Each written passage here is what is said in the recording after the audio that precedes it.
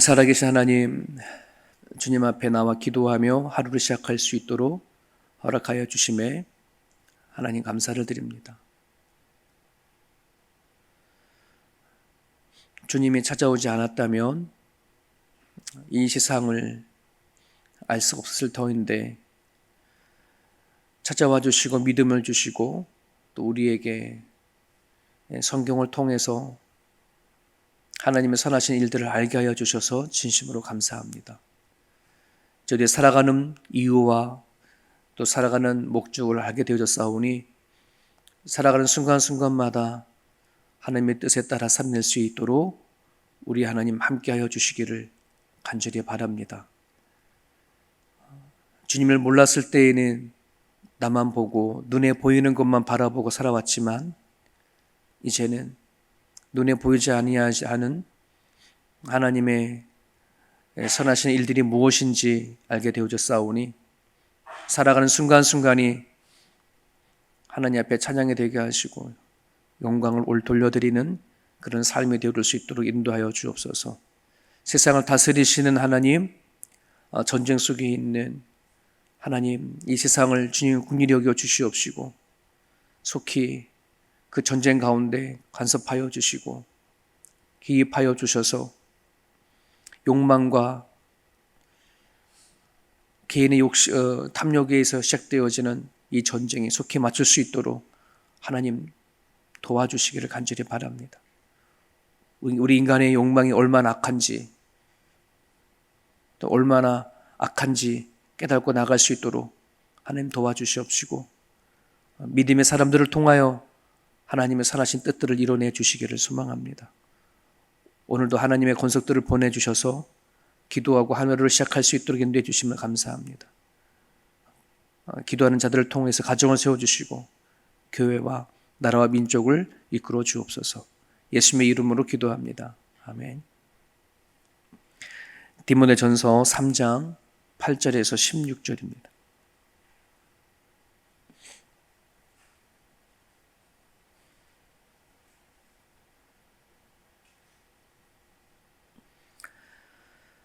디모데전서 3장 8절에서 16절까지 같이 읽습니다.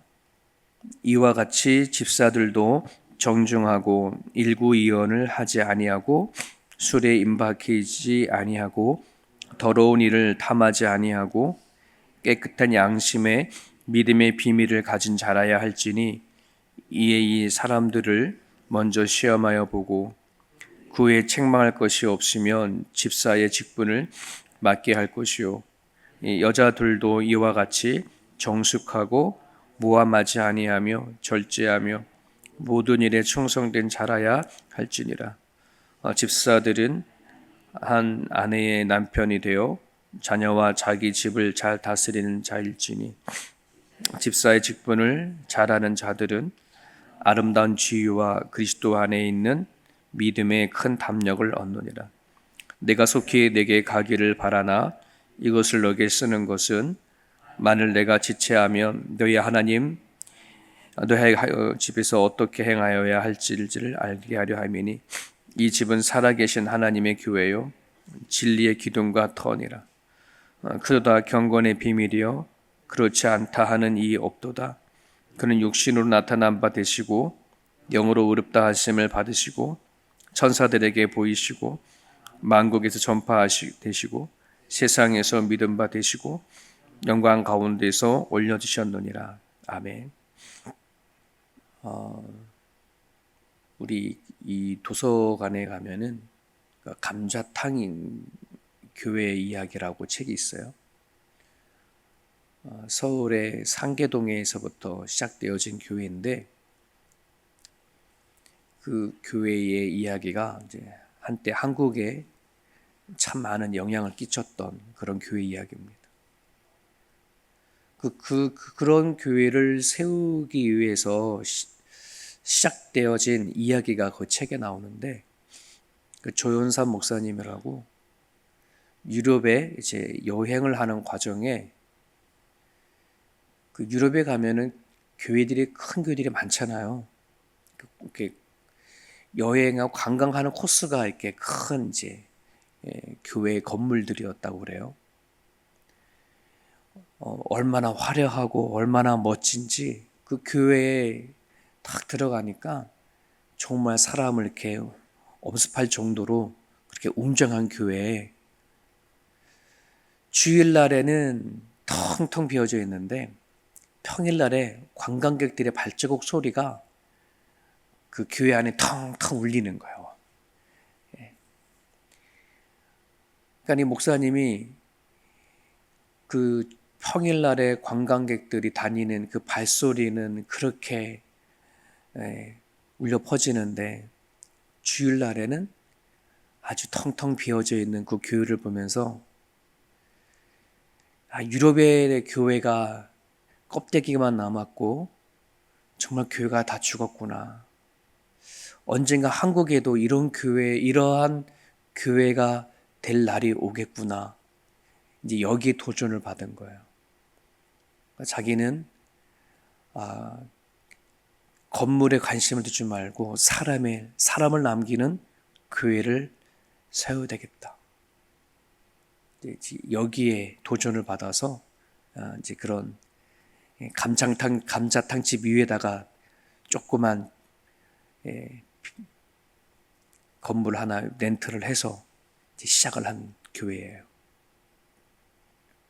지금도 수천 명이 모여지는 교회가 되어졌지만은 그걸 잊어버리지 않는다고 그래요. 사람을 세워가자. 사람을 잃어버리면 교회 건물만 남는 그런 사역을 하지 말자. 우리가 오늘 나눠 죽고 예수로 살고자 원하는 세움교회이잖아요. 과연 교회가 뭐냐? 이민교회 성도들이 생각하는 교회가 뭐냐? 너무 중요하거든요. 이 교회가 안에 잘못되어 버리면 이 교회가 뿌리를 내리지 못한 상태에 이리저리 흔들리고 말아버리는 거예요. 오늘 15절을 보면은 바울인 디모데에게 교회가 뭐냐 이렇게 얘기합니다. 이 집은 살아계신 하나님의 교회요 진리의 기둥과 터니라. 너무 놀라운 메시지예요. 영적인 메시지예요. 교회가 뭔지를 정확하게 짚어주는 것. 여러분 당시 디모데가 섬겼던 에베소 교회가 예루살렘 성전처럼 화려하고 위대했을까요? 또 몇백 명이 모이는 그런 교회였을까요? 그러지 않았거든요. 이때는 교회가 각각에 흩어져서 이렇게 입으로 사람으로 복음이 전달되어져 있던 그 때라 교인 중에 조금 큰 집을 가지고 있는 사람이 있다면 그 집에 모여서 찬양하고 기도하고 예수님의 이야기를 같이 나누는 그런 형식의 교회였단 말이죠.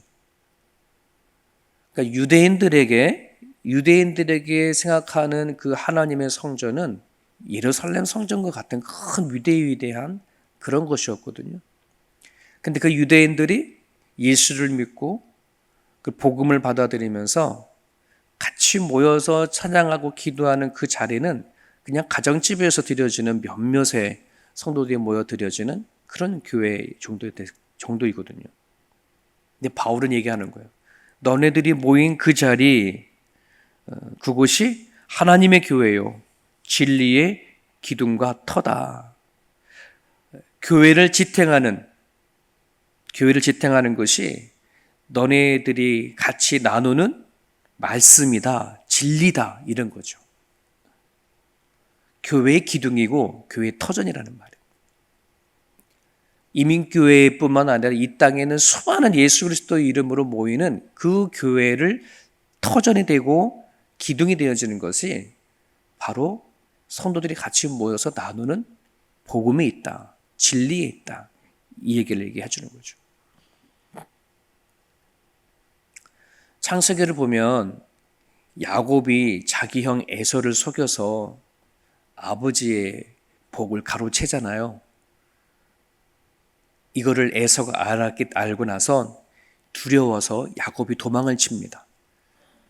라반에 사는 삼촌 라반을 찾아서 도망을 가는데 도망을 가는 길에 들판에 서 저녁을 맞았잖아요. 돌을 베개에 삼아서 그냥 들판에 잠 한 잠 자고 또 떠나려고 그러는 겁니다. 잠자는 사이에 꿈을 꿨어요. 하늘에서 큰 사다리가 보여지는데 그가 누운 땅하고 자리하고 하늘하고 이렇게 사다리가 연결되어 있는, 거기에 천사가 오르락 내리락 하잖아요. 그걸 보는 것과 함께 하나님의 소리가 들려요.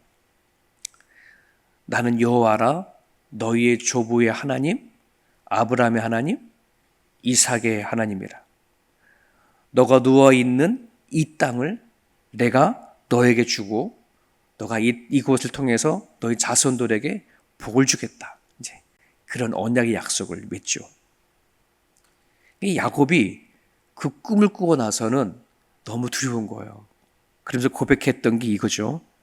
과연 하나님이 여기 계시거늘 내가 알지 못하였도다. 두렵도다 이곳이요. 다름 아닌 하나님의 집이요. 이는 하나님의 문이로다. 두려운 거, 두렵습니다 하나님. 이곳이 하나님의 집이고 하나님의 문이군요. 이러는 거예요. 이곳이 어디예요? 들판. 야곱이 돌베개를 베고 자던 그곳.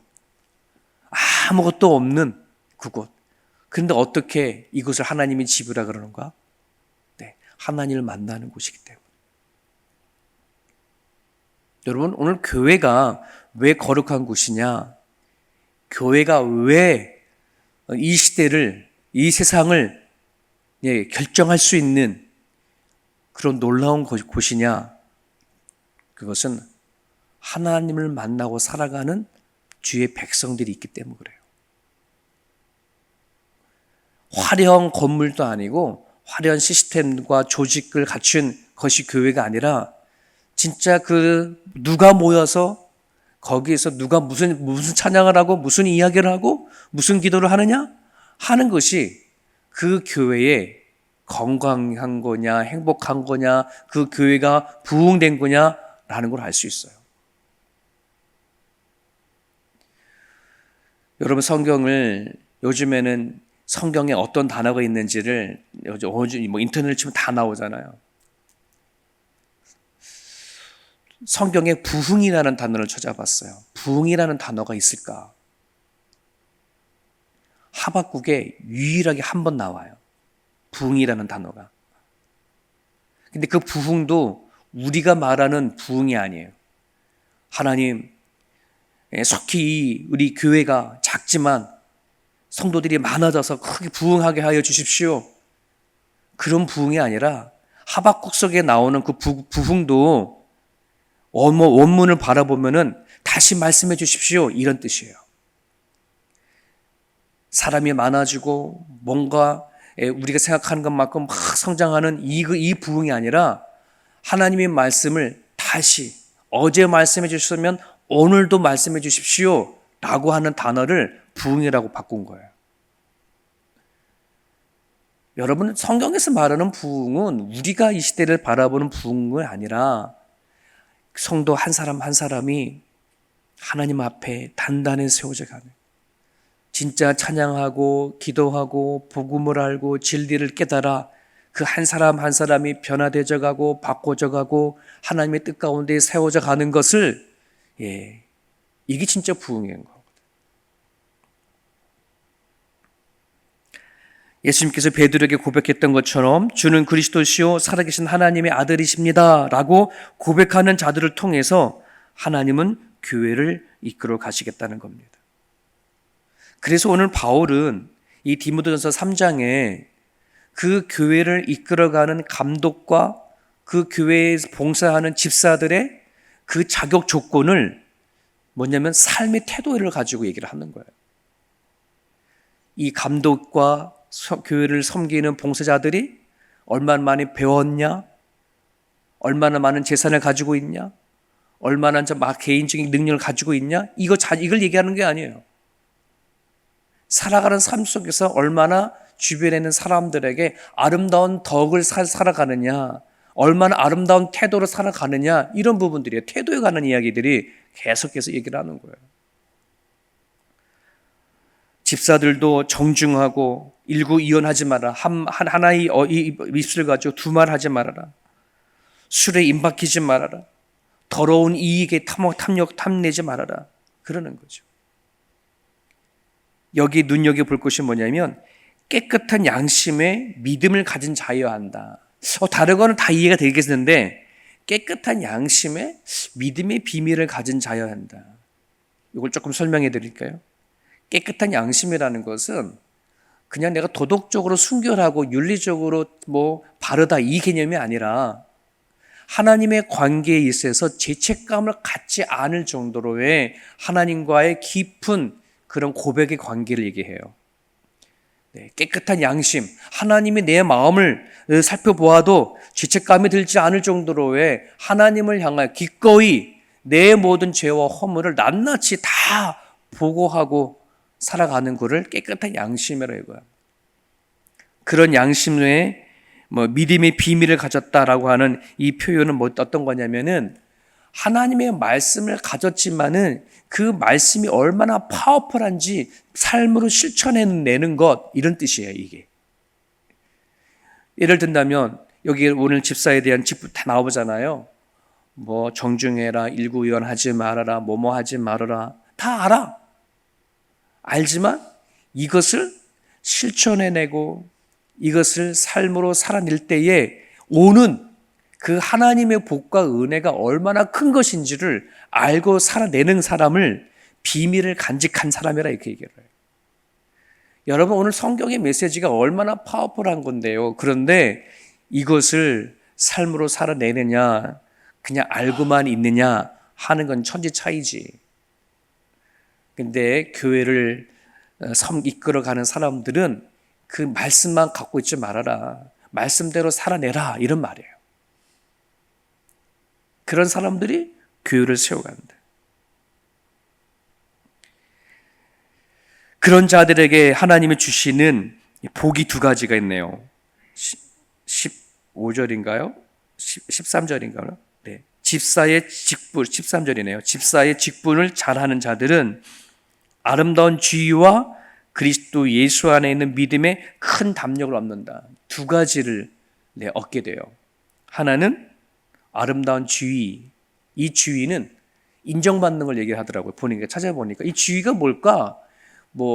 우리 말하는 장로님, 권사님 나름대로의 직분자의 그런 이름일까? 그게 아니라 아름다운 지위, 아름다운 위치. 예. 우리 모두 다 인정받고자 하는 욕구가 있잖아요. 그런데 그거를 사람들이 뭐 하냐 그러면 인정해 주는 거예요. 존중해 주는 거예요. 자연스럽게. 내가 굳이 내 스스로 내가 목사야, 내가 장로야, 내가 권사야 인정받으려 하지 않아도 그냥 저절로 뭐 하는 거예요? 사람들이 알아주는 거를 아름다운 지위다 이렇게 얘기를 합니다. 또 뭘 얻는다고 그래요? 믿음의 담력, 영적 자신감입니다. 영적 자신감. 하나님을 알지 못하는 사람들의 세상을 살아가는 자신감이 있잖아요. 내가 가지고 있는 경력, 실력, 학벌 이런 걸 가지고 나름대로의 세상을 살아가는 자신감을 갖는다면 오늘 우리가 하나님 안에서 살아낼 때에 오는 것은 바로 영적 자신감, 즉 예수님 안에 갖는 그 믿음이 얼마나 파워풀한지를 경험케 한다 하는 것입니다. 저는 우리 교회 성도들이 정말 이런 부분을 기도했으면 좋겠습니다. 예수님에 대한 믿음으로 정말 담대히 교회를 이끌어 갈 수 있고 섬겨갈 수 있는 그런 성도들로 가득했으면 좋겠어요.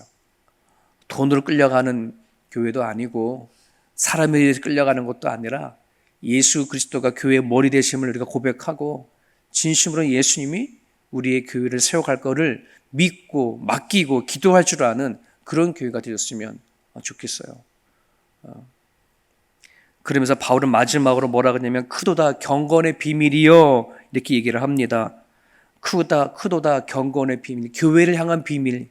그게 어떤 비밀이냐면 알고 보니 교회가 하나님의 보좌 우편에 계신 예수님과 연결이 되어져 있구나. 이것이 크고 경건한 비밀이에요. 네. 이곳에 모인 이 교회가 하나님 우편에 앉아 계신 예수님과 연결이 되어져 있어. 바로 직통. 네. 이게 크고 경건한 비밀이라 얘기를 합니다. 우리들이 이 모인 자리에 예수 그리스도의 십자가의 죽음과 부활과 승천과 영원한 구원의 이야기가 이 교회에서부터 출발되어진다는 것. 교회에 와서 그 이야기를 듣고 교회에 와서 그것을 경험할 수 있는 곳이라는 사실을 우리가 기억하시고 교회를 통해서 일하시는 하나님을 기대하시고 또 기도해 주시는 시간 됐으면 좋겠습니다. 이 아침에 여러분들이 기도해 주실 때에 말씀을 아는 만큼 살아낼 수 있도록 여러분 기도해 주시고요. 특별히 예수 안에 갖고 있는 그 믿음이 영적 자신감으로 세워져서 우리가 다 이 자리에 있는 집사님도 계시고 권사님, 자녀 다 계시는데 영적 자신감을 가지고 가정과 또 교회를 섬겨가는 그런 시간이 됐으면 좋겠습니다. 자유롭게 여러분 기도해 주시길 바랍니다.